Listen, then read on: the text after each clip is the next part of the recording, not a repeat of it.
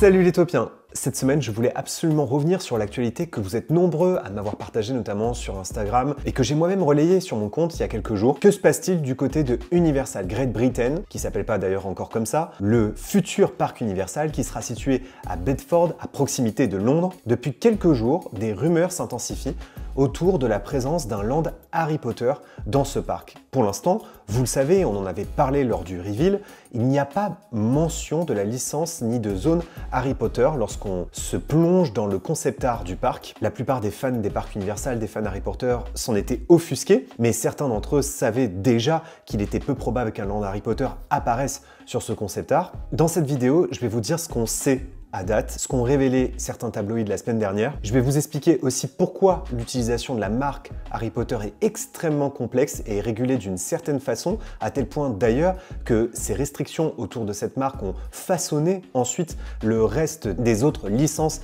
exploitées dans les parcs à thème, y compris même par Disney. Je vous dirai tout simplement ce que j'en pense et ce à quoi je crois ou pas. Alors la mèche a été allumée par un article du Sun qui n'apporte pas de preuves matérielles, mais qui semble avoir une source auprès des équipes qui développent actuellement la création de ce parc à thème. Ils expliquent qu'il y aurait des négociations clairement avancées entre Warner Bros et les parcs Universal, mais vous le savez, il y a un troisième interlocuteur, c'est les équipes de J.K. Rowling. Il s'agit toujours d'une entente tripartite, et The Sun va même plus loin en expliquant qu'il y a bien en ce moment des artistes Universal qui ont déjà dessiné, créé un land Harry Potter, qui l'ont déjà conceptualisé, qui développent en fait déjà les attractions, les univers Harry Potter pour ce parc européen. Et c'est vrai qu'il serait difficile d'imaginer un parc Universal sans cette zone Harry Potter, là où pourtant a été créée cette saga, là où en plus ont été tournés tous les films avec une majorité du casting qui était britannique. Ce serait probablement le Wizarding World qui aurait le plus de sens, et pourtant, pour l'instant, il ne figure pas sur ce concept art d'Universal Great Britain. L'utilisation de la licence Harry Potter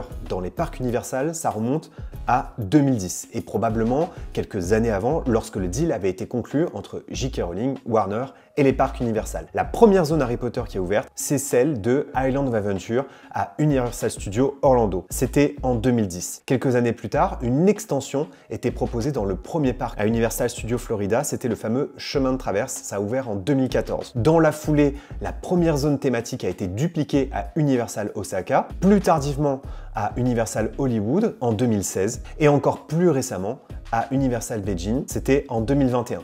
Aujourd'hui, il existe un seul parc Universal qui n'a pas de zone Harry Potter, c'est Universal Singapour, qui a ouvert en 2010, date à laquelle Universal était en train de développer sa première zone Harry Potter dans les parcs Universal d'origine. Universal Singapour aussi est un petit parc qui n'appartient pas totalement à Universal. C'est un parc qui n'a pas non plus la même envergure en termes de nombre de visiteurs. Bref, la stratégie n'est pas la même pour Universal Singapour. Ce qui nous amène donc à l'utilisation de la licence Harry Potter dans les parcs Universal. C'est un sujet extrêmement complexe, mais c'est ce qui a défini ensuite des standards en termes d'utilisation des licences dans les autres parcs à thème. Déjà, c'est pas si fréquent et c'est pas si courant, mais tout ce qui est fabriqué autour des parcs Universal en lien avec Harry Potter doit être montré et validé par les équipes de J.K. Rowling. Tout ce que vous voyez dans un land Harry Potter, de l'attraction au costuming, au merchandising, même l'univers graphique, tout ça est développé en lien avec les équipes de J.K. Rowling et Warner. C'est complètement anecdotique comme exemple, mais à l'époque c'était loin de l'être et ça avait fait réagir.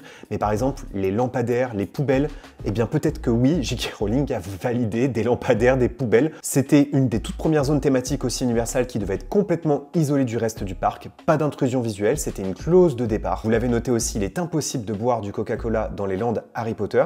Il faut savoir que les parcs Disney s'étaient eux-mêmes positionnés pour essayer d'acquérir la licence Harry Potter et peut-être que cette histoire de boisson, de partenaire Coca-Cola avait posé problème à l'époque parmi tant d'autres éléments, bien sûr. Universal avait été jusqu'au boutiste et avait accepté cette clause. Et effectivement, vous pouvez vous retrouver devant un stand Coca-Cola juste à l'entrée du chemin de traverse, mais une fois dans le décor et dans la zone, ce sera que la bière au beurre. Une autre clause qui se prête très bien à l'univers des parcs à thème, mais c'était pas forcément inné à l'époque, mais toutes les boutiques de merchandising Harry Potter font référence à de vrais lieux de consommation qui ont été montrés dans les films de la saga Harry Potter. Exemple, tout bête, Ollivander. Autre chose aussi que j'ai découvert plus récemment, mais il est interdit de faire apparaître des face caractères qui ressembleraient aux personnages de l'univers d'Harry Potter. J.K. Rowling avait dit « Je ne veux pas que les gens fassent une file d'attente pour rencontrer un faux Harry Potter ». Ça fait partie des clauses complètement ubuesques qui font que du coup, il n'y a pas de personnages dans les landes Harry Potter.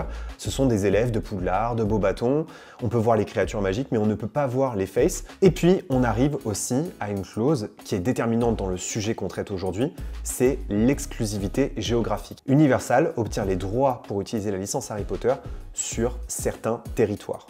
Et jusqu'alors, ils n'avaient pas, et peut-être qu'ils ne l'ont toujours pas, les droits sur le territoire européen. Car Warner a aussi son propre site touristique. C'est le fameux The Making of Harry Potter, qui est un superbe parcours, devenu d'ailleurs un parcours immersif, que j'adore visiter régulièrement, qui se situe à Leavesden et qui, c'est vrai, n'est pas très loin du futur Universal Great Britain. C'est forcément la raison aujourd'hui qui pousse, à mon avis, les équipes Warner à faire blocus sur cette intégration de la zone Harry Potter dans le parc Universal. Mais sauf que là, Warner se retrouve selon moi au pied du mur. Pour deux raisons. Première raison, il n'y a pas de parc Warner. Donc, Warner ne peut pas développer une zone de cette envergure à Leavesden. Ce n'est pas possible et c'est pas prévu à cet effet. Et surtout, ce n'est pas tout à fait le rôle de Leavesden qui est plus un parcours immersif, une visite de studio. Deuxièmement, Warner n'a pas de vraie stratégie dans les parcs à thème. Il y a ce parc Warner à Abu Dhabi dont on a déjà parlé, mais qui appartient en fait à Miral. Et donc oui, il y aura une zone Harry Potter, mais elle n'a pas vraiment vocation à être rentable, disons-le clairement. On sait qu'il y a très peu de visiteurs sur ce site. Les autres parcs Warner ne sont pas vraiment détenus par eux. Et puis, en ce moment, Warner est aussi un peu à vendre. Il y avait des rumeurs que Universal pourrait être le futur acquéreur. C'est peut-être d'ailleurs finalement Paramount qui pourrait proposer une offre de rachat. Et donc forcément, ça en fait un négociateur beaucoup plus faible. Et Universal peut faire pression avec ses millions de fans de visiteurs qui ne comprennent pas pourquoi cette zone Harry Potter n'est pas à l'intérieur. Et puis, pour Warner, il y a énormément d'argent à se faire, alors même que la société est sur le point de se faire racheter. Et puis alors après, je vous dis pas aussi tout l'argent qu'il y a à se faire sur le merchandising et sur la food. Donc mon avis là-dessus, il est simple, c'est que ni Warner ni Universal n'ont intérêt à fermer la porte aussi vite aux négociations. Pour Universal, bien sûr, c'est une façon de consolider son succès et surtout d'apporter la licence emblématique des parcs Universal dans la région où elle est née, ce qui pourrait recréer une dynamique autour de la licence. De l'autre, Warner qui peut gagner beaucoup d'argent. Je suis pas si sûr, par ailleurs, que les visites s'effondreraient à Leavesden. C'est désormais un site touristique qui est là depuis plus de 10 ans et qui fonctionne extrêmement bien. Et puis en fait, quand vous êtes à Los Angeles, vous avez à la fois les visites de studio et les visites de parc à thème, donc les deux fonctionnent très bien ensemble. Je pense que le public n'est pas bête et comprend très bien la différence entre les deux produits. Donc admettons qu'en 2031, il n'y ait pas cette zone Harry Potter, je ne vois pas comment dans 10, 15, 20 ans, il ne pourrait ne toujours pas y avoir cette zone Harry Potter.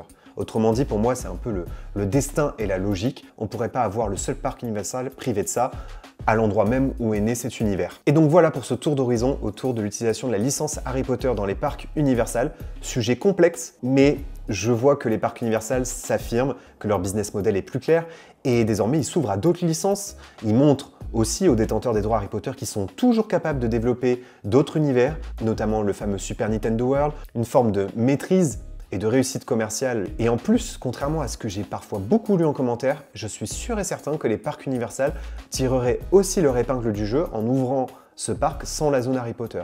C'est vrai que sans la zone Harry Potter, ça peut surprendre dans un premier temps, mais ils peuvent tout à fait surprendre le public aussi avec une zone par exemple Seigneur des Anneaux. Donc je pense qu'en fait c'est plutôt Warner qui a tout à y perdre dans cette histoire et qui pourrait faire un deal incroyable qui leur apporterait énormément d'argent s'ils finiraient par accepter cette zone Harry Potter. En tout cas, je croise les doigts parce que bien sûr, c'est quand même une des raisons qui me fait venir dans les parcs Universal, c'est les zones Harry Potter. De moins en moins, ceci dit, après ce que j'ai vu à Epic Universe, mais j'ai très hâte de voir vos avis en commentaire. Merci d'avoir regardé cette vidéo les Taupiens, n'oubliez pas que vos rêves sont éternels. Bye!